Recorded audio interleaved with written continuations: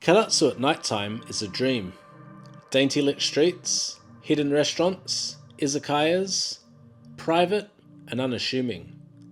Then bursting with life as you walk through the door. Bright, bustling, glasses being emptied, happy faces all round. But that was last night. This morning, I'm rolling through Karatsu, on the foldy, through quiet streets and river paths, over traditional wooden bridges.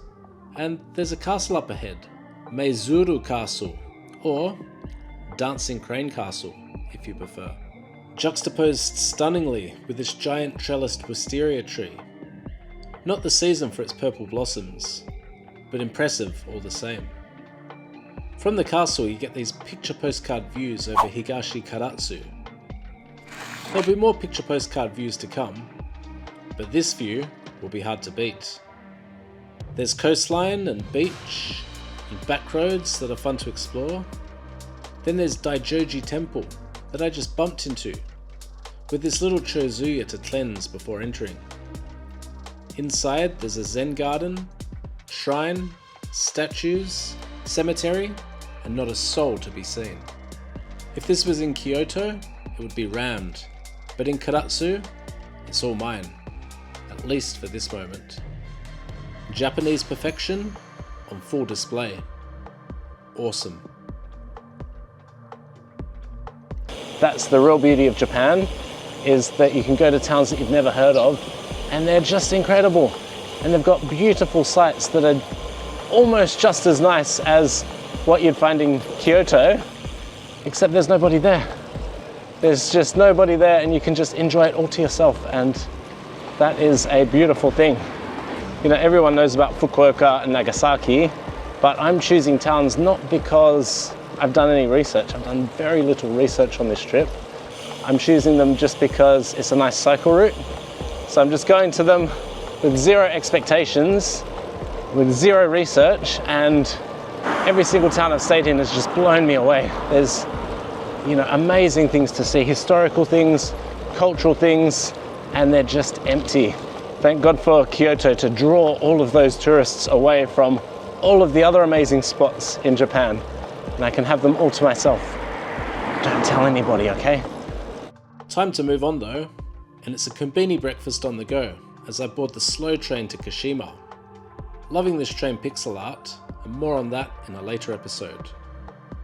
A quick change of trains, and in no time I'm rolling into Kashima and the starting point of a long ride. Time to carb load then, wouldn't you say? Tucker, it's lunchtime. So I've just rolled into Kashima and it's time for a bit of carb loading because I've got a big cycle coming along and I have a yakodon. So egg and chicken, and it looks absolutely divine. The egg yolks look almost red, they're so rich.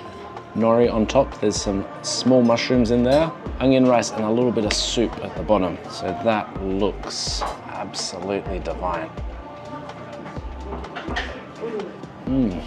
So rich. There's dashi broth in there.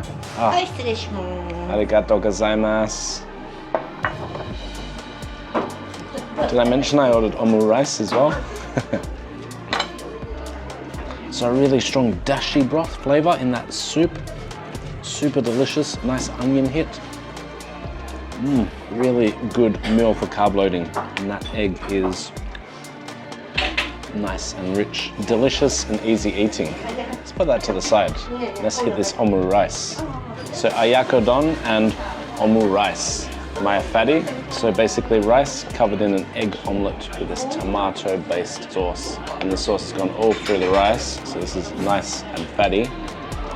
Yum, really rich. It's like a deep tomato sweet richness. Absolutely divine.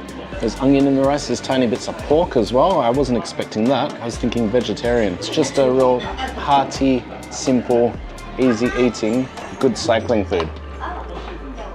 So I just happened upon this place in Kashima, just as a quick stop before the cycle. Japanese baseball on the telly, some old boys at the bar, and the two girls that are working here. Just perfection. All right, let me neck this and let's hit the road. Next episode, I'm hitting the coastal road from Kashima to Isahaya. Mountain to my right, and the Ariake Sea to my left. And hopefully, a nice little izakaya awaiting for me in Isahaya. Don't be shy, come with, and I'll see you on the next leg.